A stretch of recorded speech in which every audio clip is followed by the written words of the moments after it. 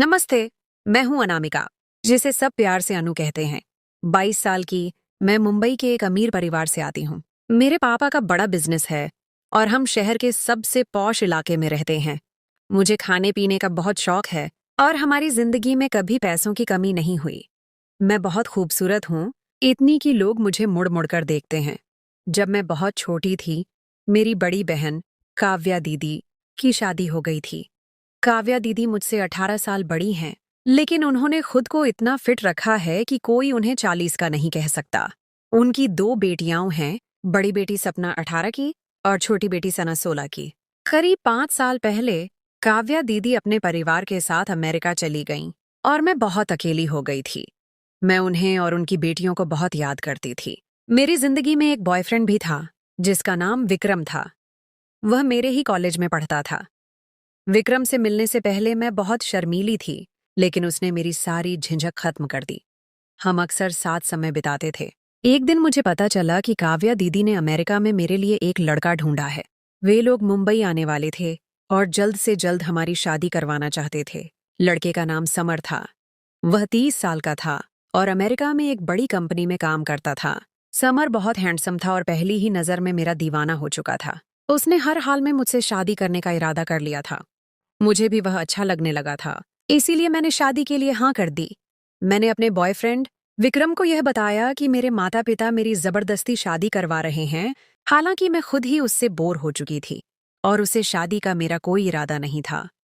Video पर आगे बढ़ने से पहले, यदि आपने हमारे चैनल को सब्सक्राइब नहीं किया है, तो कृपया सब्सक्राइब करें और उसके बगल में घंटी को चालू करें। 2 हफ्ते के अंदर ही मेरी शादी की तैयारियां शुरू हो गईं और एक बड़ी शानदार शादी में हम दोनों की शादी हो गई। शादी से 2 दिन पहले मैं आखिरी बार विक्रम से मिली और फिर घर आकर शादी की तैयारियों में लग गई। हमारी शादी की हर रस्म हिंदू परंपरा के अनुसार हुई, जिसमें हल्दी, मेहंदी और संगीत की रस्में भी शामिल थीं। काव्या दीदी भी अमेरिका से अपने पूरे परिवार के साथ आई थीं। उनका एक छोटा सा बेटा भी था, जिसका नाम विशाल था। हमारी सुहागरात के लिए काव्या दीदी ने मुंबई के एक 5 सितारा होटल में हनीमून सूट बुक करवाया था। रात के 2 बजे मैं और समर कमरे में अकेले थे। समर ने मुझे एक बहुत ही महंगी डायमंड की अंगूठी पहनाई। इससे पहले कि सब हमें अकेला छोड़ते, काव्या दीदी मेरे पास आईं और मुझसे अकेले में बात करने लगीं। वह बोली, कैसी हो मेरी जान अनु? कैसा लग रहा है, खुश हो? मैंने कहा, ठीक हूं दी, और बहुत खुश भी। हम बातें कर ही रहे थे कि समर कमरे का दरवाजा खोलकर अंदर आ गया। काव्या दीदी उठकर जाने लगीं और जाते हुए बोलीं, समर, मेरी बहन बहुत नाजुक है और यह सारी जिंदगी के लिए तुम्हारी है। इसका ख्याल रखना। फिर वह समर को कमरे के दूसरे कोने में ले गईं और धीरे धीरे उससे कुछ बात करने लगीं। मुझे कुछ सुनाई नहीं दिया, इसलिए मैंने ज्यादा ध्यान नहीं दिया। फिर काव्या दीदी ने नमस्ते कहा और चली गईं। समर मेरे बिल्कुल करीब आकर बैठ गया। थोड़ी देर इधर उधर की बातें करने के बाद जब मैंने समर को देखा तो उसका चेहरा थोड़ा उदास और गुस्से में लग रहा था। मैंने घबराकर उसे देखते हुए पूछा, क्या हुआ? नाराज मत हो, आज हमारी सुहागरात है। समर बोला, मैं नाराज नहीं हूँ, लेकिन एक बात बताना चाहता हूँ। मुझे पता है कि शादी से पहले तुम्हारा एक बॉयफ्रेंड था और तुमने उसके साथ बहुत समय बिताया है। समर की यह बात सुनकर मुझे एक झटका लगा। मेरा रंग शर्मिंदगी से सफेद हो गया। मुझे लगा जैसे मेरा संसार, मेरी शादी इसी रात खत्म हो जाएगी। ये सोचकर मैं डर से कांपने लगी कि शायद वह मुझे अभी तलाक दे देगा। मुझे कुछ समझ नहीं आया तो मैंने रोना शुरू कर दिया और फिर हिचकियों से रोने लगी। मैंने समर के आगे हाथ जोड़कर कहा, समर मेरी जान, मेहरबानी करके मुझे माफ कर दो। मैं जानती हूं कि मैंने बहुत बड़ी गलती की है, लेकिन भगवान के लिए मुझे तलाक न देना। मैं और मेरा परिवार तबाह हो जाएंगे। मैं समर के कदमों में सिर रखकर रोने लगी और कहा, समर, अब जो चाहो वो करो। मुझे तुम्हारी हर बात मंजूर है, लेकिन मेहरबानी करके मुझे इस रात तलाक न देना। समर ने नीचे झुककर मेरे कंधों से पकड़कर मुझे उठाया और गले लगाकर बोला, अनु, तुम पागल हो क्या? मैं तुम्हें क्यों तलाक दूंगा? इतनी खूबसूरत बीवी को सिर्फ इस बात पर कि उसका शादी से पहले बॉयफ्रेंड था? नहीं मेरी जान, नहीं। मैं तुमसे बहुत प्यार करता हूँ। और एक बात, मैं तुम्हारे बारे में वैसा नहीं सोचता जैसा तुम समझती हो। मैं बहुत ओपन माइंडेड हूँ। मुझे कोई समस्या नहीं है इस बात से। हाँ, मुझे थोड़ा गुस्सा इस बात पर आया कि तुमने पहले मुझे नहीं बताया। यह सुनकर मुझे हैरानी के साथ साथ सुकून भी मिला। मुझे नहीं पता था कि समर इतना खुले दिल का है। मैं बहुत खुश थी।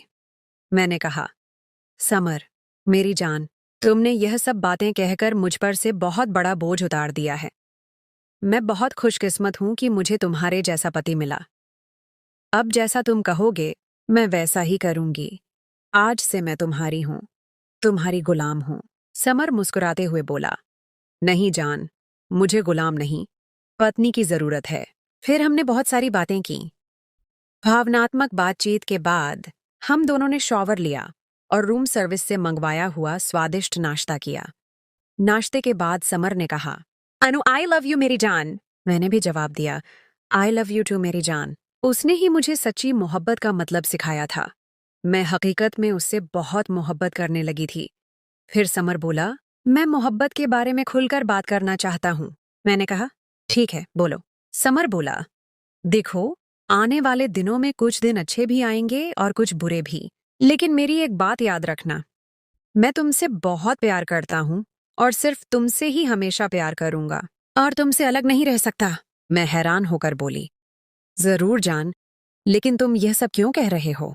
मैं भी तुमसे बहुत मोहब्बत करती हूँ, समर ने कहा। और जैसा कि मैंने कहा, मैं प्यार हमेशा तुमसे ही करूंगा और यही मैं तुमसे भी उम्मीद रखता हूँ। मैं नहीं चाहता कि इस समस्या पर कभी हमारी लड़ाई हो और हम इस बात को स्वीकार करके खुशी खुशी जिंदगी गुजारें। मैंने कहा, जान, मैं तुम्हारी बातों से भ्रमित हो रही हूँ। मेहरबानी करके खुलकर बात करो। समर बोला, मेरा मतलब यह है कि अगर तुम्हें पता चले या तुम खुद अपनी आंखों से मुझे किसी और लड़की के साथ कहीं बैठे या बात करते देखो, तो तुम्हें परेशान नहीं होना चाहिए, क्योंकि वह सिर्फ मेरी दोस्त होगी, प्यार नहीं। प्यार मैं सिर्फ तुमसे ही करता हूँ। मैं हैरानी और गुस्से से समर को देखने लगी और बोली, ये कैसा प्यार है? घूमना फिरना किसी और के साथ और पत्नी मैं? समर ने कहा, मेरा यह मतलब नहीं। यकीनन मैं तुम्हें भी समय दूंगा। तुम ऐसा क्यों सोच रही हो? रिश्तों की नई परिभाषा। समर की इस बात पर मुझे बहुत गुस्सा आ रहा था। मैंने गुस्से में कहा, अच्छा, अगर तुम दूसरी लड़कियों से बात करोगे, तो फिर क्या मुझे भी इजाजत दोगे कि मैं दूसरे मर्दों से बात करूं? मैंने यह बात समर को लाजवाब करने के लिए कही थी। समर ने कहा, जरूर, मैं तुम्हें नहीं रोकता कि तुम किसी से न मिलो, बात न करो, बल्कि तुम हर किसी से मिल सकती हो। समर की यह बात सुनकर मेरा दिमाग घूमने लगा। मैंने कहा, ऐसा नहीं होता मेरी जान। मैं तुम्हारी पत्नी हूं। यह गलत है कि मैं किसी और से मिलूं या बातें करूं। समर बोला, गलत वही है जिसे तुम गलत समझो। मैं इसको बिल्कुल गलत नहीं समझता, बल्कि मैं तुमसे एक अनुरोध भी करना चाहता हूं इस बारे में। मैं समर की बातों से सदमे में थी। कमजोर सी आवाज में बोली, क्या अनुरोध? समर ने कहा, देखो, तुम्हारे बॉयफ्रेंड से तुम्हारी कई सालों तक दोस्ती रही, लेकिन मुझे जब यह पता चला तो मैंने तुम्हें कुछ नहीं कहा, क्योंकि तुम्हें भी जीने का पूरा हक है। मैंने कहा, समर, तुम्हारी बातें मुझे समझ में नहीं आ रही। अब हमारी शादी हुई है और मैं तुम्हारी पत्नी हूं। हम बहुत देर तक इस विषय पर बात करते रहे। आखिर में बहुत बहस के बाद समर ने मुझसे मेरे पूर्व बॉयफ्रेंड का फोन नंबर ले ही लिया। हम मुंबई के होटल में 3 रातें रहे। चौथे दिन हम घर जाने वाले थे। उस दिन काव्या दीदी फिर 11 बजे आईं। वह मुझसे अब इतनी खुलकर बातें करती थीं, जितनी आज तक नहीं की थीं। वह मुझसे खुलकर हर बात पूछती थीं और मैं भी उन्हें सारी बातें पूरी डिटेल से बताती थी।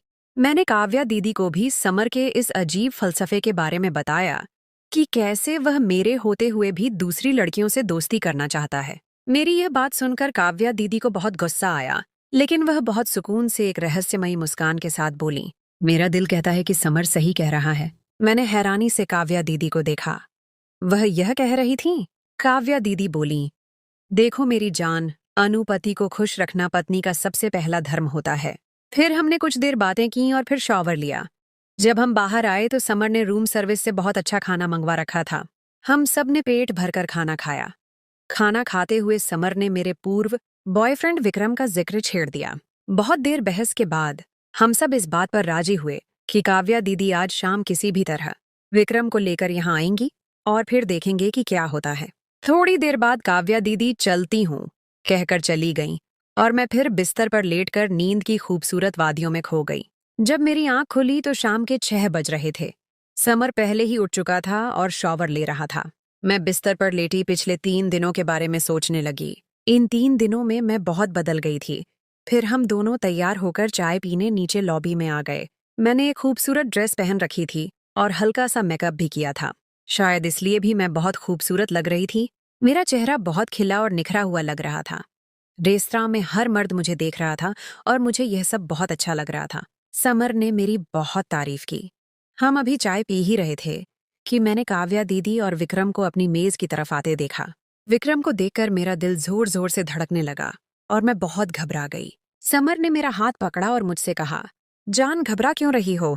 मैं हूं ना, बिल्कुल परेशान मत हो, सब ठीक होगा।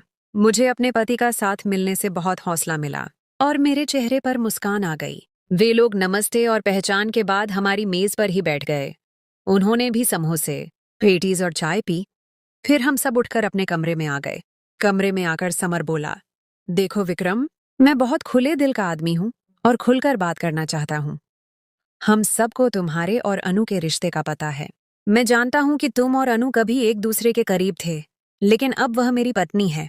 विक्रम ने हैरानी से समर को देखा, फिर मेरी तरफ नजर उठाई। उसकी आंखों में सवाल था कि ये सब क्या हो रहा है। मैंने जवाब में सिर्फ अपना सिर झुका लिया। दिल की धड़कनें इतनी तेज थीं कि मुझे लगा कि सब सुन रहे होंगे। काव्या दीदी खामोशी से एक कोने में बैठी थीं, लेकिन उनकी मुस्कान में एक अजीब सी रहस्यमयता थी। समर ने अपनी बात जारी रखी, मैं चाहता हूं कि तुम दोनों एक दूसरे से मिलते रहो और बात करते रहो। इसमें मुझे कोई बुराई नजर नहीं आती। विक्रम का चेहरा सुर्ख हो गया। वह बोला, लेकिन भाई, यह तो ठीक नहीं। अब अनु आपकी पत्नी है। समर ने जोर से हंसते हुए कहा, तुम बहुत पुराने विचारों के हो विक्रम। मोहब्बत को किसी एक रिश्ते में बंद नहीं किया जा सकता। हम सब आजाद हैं। काव्या दीदी ने धीरे से कहा, विक्रम, समर सच कह रहा है। हम आधुनिक लोग हैं, रिश्तों को संकीर्ण नजरिए से नहीं देखते।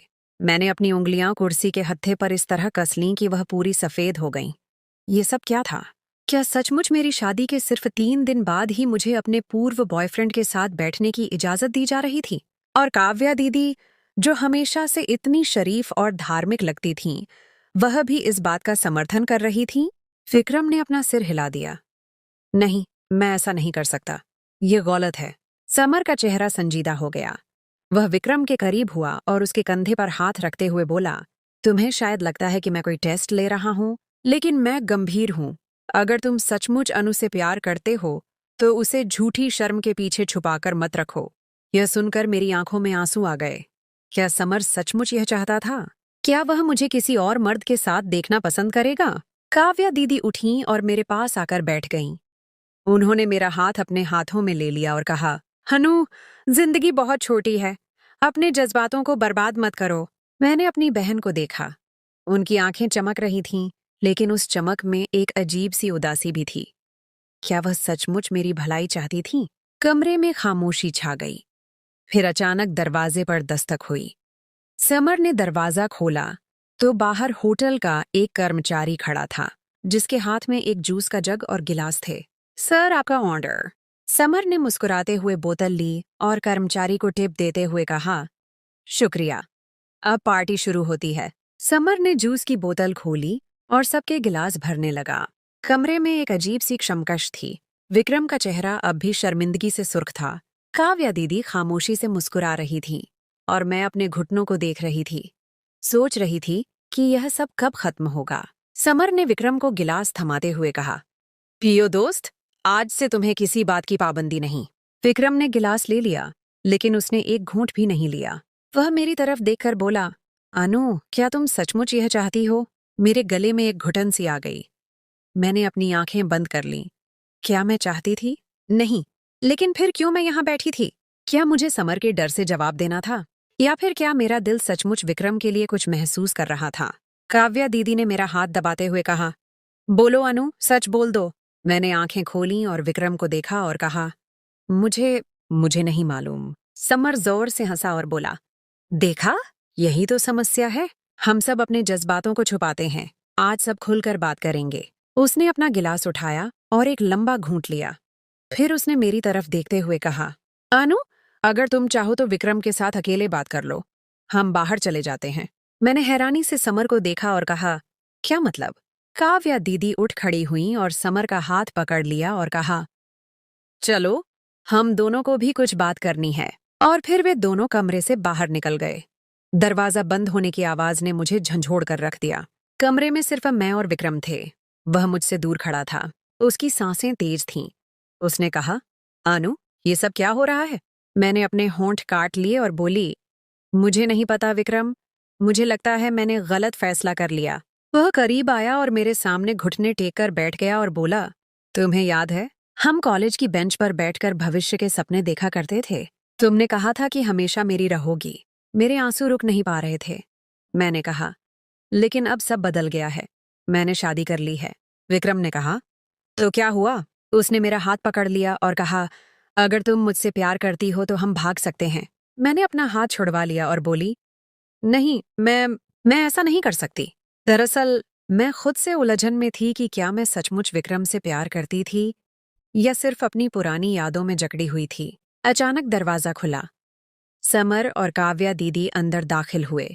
समर के हाथ में एक कैमरा था। उसने मुस्कुराकर कहा, वाह, बहुत रोमांटिक मंजर है।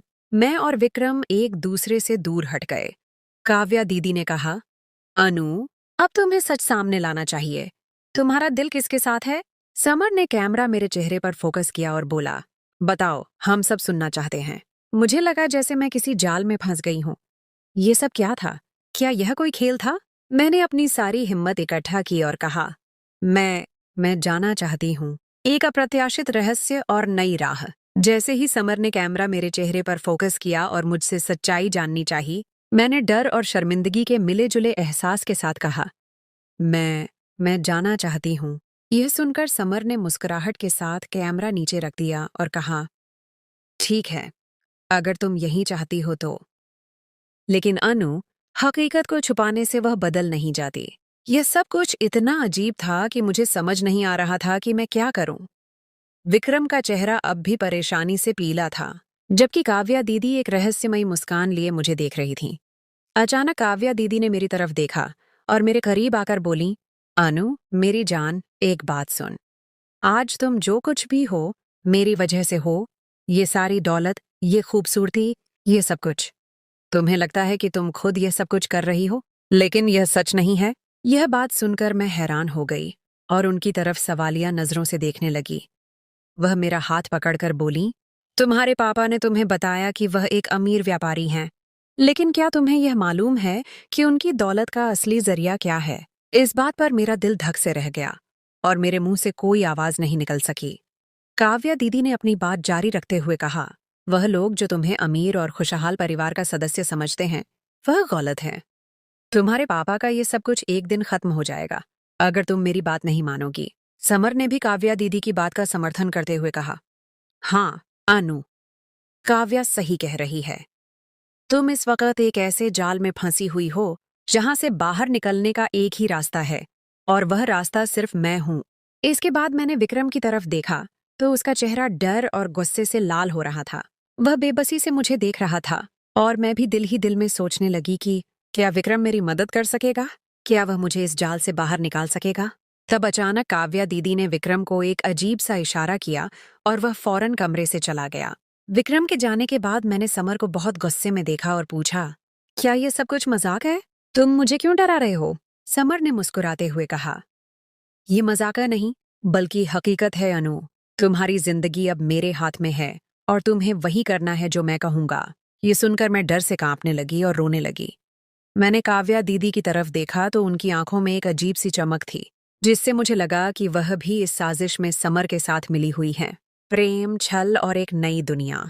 होटल के उस कमरे में जहां हम 3 दिन से थे, समर ने अचानक मुझे एक गाड़ी में बिठाकर एक अनजान जगह पर ले गया। वहां पर एक बड़ा सा घर था जहां मेरी एक और मुलाकात हुई, जिसमें मेरी जिंदगी का एक और सच सामने आया। वहां पर एक लड़की बैठी थी जिसका नाम मैंने पहली बार सुना। उसका नाम तारा था। तारा बहुत खूबसूरत और आकर्षक थी। समर ने मेरा परिचय तारा से करवाया और कहा, अनु, यह तारा है। यह तुम्हारी तरह एक अमीर घराने से ताल्लुक रखती है, लेकिन इसकी जिंदगी भी बहुत मुश्किलों से भरी हुई है। ये सुनकर मैंने हैरानी से तारा की तरफ देखा। वह मुस्कुराते हुए बोली, मैं समर की दोस्त हूँ। उसने मुझे यहाँ पर बुलाया है क्योंकि उसने सोचा कि हम दोनों एक दूसरे की समस्याओं पर बात करके एक दूसरे को समझ सकते हैं। ये सुनकर मैं और ज्यादा परेशान हो गई और मुझे लगा कि समर का इरादा कुछ और है। मैंने उसे गुस्से में कहा, तुम मुझे यहाँ पर क्यों लेकर आए हो? मैं घर जाना चाहती हूँ। समर ने मेरा हाथ पकड़कर मुझे एक सोफे पर बिठाया और कहा, अनु, थोड़ा शांत हो जाओ। मैं तुम्हें कुछ सच बताना चाहता हूँ। उसने मुझे बताया कि वह तारा से भी प्यार करता है और वह भी उसकी पत्नी बनने वाली है। ये सुनकर मेरे पैरों तले से जमीन निकल गई। मुझे यकीन नहीं आया कि समर एक ही समय में दो लड़कियों से शादी करने का इरादा रखता है। मैं यह सब कुछ सुनकर हैरान रह गई और मुझे लगा कि शायद यह सब समर का एक ड्रामा है। लेकिन तारा की बातों से मुझे लगा कि वह भी समर से बहुत मोहब्बत करती है। इस दौरान काव्या दीदी भी वहां पहुंच गईं और उन्होंने मुझसे कहा, अनु, ये सच है कि समर तारा से भी शादी करेगा, लेकिन इसमें कोई बुराई नहीं।